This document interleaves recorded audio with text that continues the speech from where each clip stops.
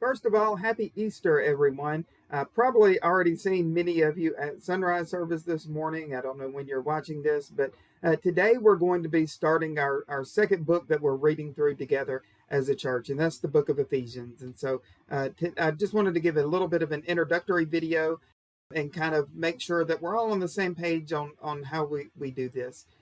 In the book of Ephesians, Ephesians is one of Paul's epistles, and we're going to read through Ephesians chapter 1. Ephesians chapter 1 has a lot in it. And so that's one of the reasons we study the Bible the way that we are doing this year, reading a chapter a day. And on Sunday, we want to read the Bible twice. And whenever we read it twice, we do so that we really get our minds locked in on what it is. On Mondays, we'll highlight key words and phrases. On Tuesdays, we'll look at the structure of the chapter in different ways. On Wednesdays, we will look at the cross references. On Thursdays, we'll focus on God's activity, like what is God doing in the midst of all of this? And of course, that's going to be a lot. On Friday, we'll focus on man's participation, what men get right, what men get wrong. And on Saturday, we're really going to look at what does the passage demand of us. And so as we do that, the reason I'm making new videos, I know a lot of you were with us whenever we were doing it, Mark, especially at the beginning, but Ephesians is set up totally different. It's going to look very different from Mark, where it has a bunch of historical narrative and events that are going on. When we get into Ephesians is Paul's letters, and it has some very long, very complex sentences. It has it's more didactic in that it tells us explicitly, where Jesus might talk in parables, or we see through the way that people related.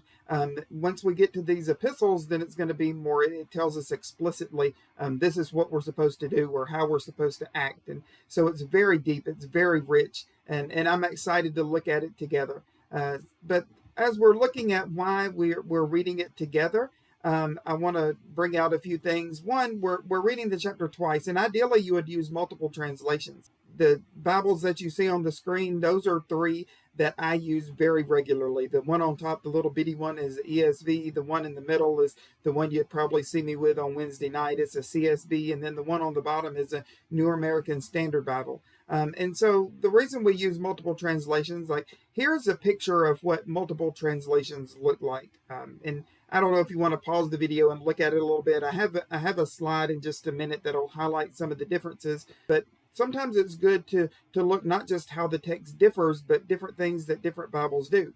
For instance, the New American Standard Bible, if you can see on there, it says in verse 2, or that second little paragraph, you'll notice who are is in italics. It looks a little bit different. This comes up very important in verse 3, where you can see be is in italics. There's other places, like also in verse 3, places is in italics. And if you keep going down, every now and then you'll see, like down in verse 10, I think it is, that is in italics. What the italics are for the New American Standard, that means they supplied these words. In other words, it's not really there. If you look at the Greek, and I'm not going to bother putting it up because I don't think we have a large number of Greek speakers in our congregation, but you would see that the first two words in the Greek text are actually both nouns. In fact, they're both in the nominative case. And so, not to get too technical, whenever you have noun like that, often, if not always, that means that you are supposed to supply a to be verb. And so that most translations apply either be or is. It's not that it doesn't really have a verb. No, that's one of the ways that they talked about and how they used verbs. So here you can kind of see on this slide, it's several different translations. We've got the CSB, the ESV, the New American Standard. The fourth column there is the King James, and then the fifth column is the New Living Translation. And the reason I put it on there is so that you can see how different they are. Because the CSB is the one on the left, it'll even tell you like how different each of the translations is. But look in verse 3 there. It says, "Blessed is the God," in the CSB. The ESV and the New American Standard and the King James all say, "Blessed be the God." And then the New Living Translation, as is often the case, goes way off script, or not way off script, but is a lot different than what the others are. And it says, "All praise to God." And so those are just different ways. But if you look at the translations, you can see, and look in different Bibles, you can pick up on things like that it supplies a be verb, or different nuances that different texts bring out. All the same Bible, and you'll get the same thing out of each of them, but it helps to kind of see the phrasing. Another one where it kind of helps to see different phrases is, it says in the CSB, it says to the faithful saints in Christ Jesus. But if you look at the ESV, it divides that up a little bit and says to the saints who are in Ephesus and are faithful. The faithful saints, they're saints and they are faithful. Once again, it talks about the same thing. It highlights the same thing, but reading it in different translations really kind of helps see the differences.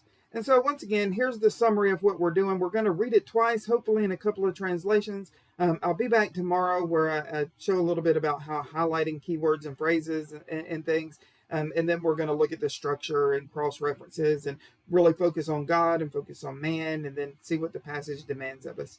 I hope that you'll join us in reading through Ephesians. Ephesians is one of those rich chapter or books of the Bible, as all of them are, but it's one that is completely different than reading through Mark. And I think whenever we get into things like Ephesians, you'll really see the benefit of really stopping and breaking it down in different ways on different days, and see why we want to spend a whole week just on one chapter of the Bible. But as always, I hope that we will read it not just to acquire new information, but that it will help us to delight in God and rejoice in our relationship with Him. And then it'll also lead to us living a life in accordance with His word. Love you, Eastwood family.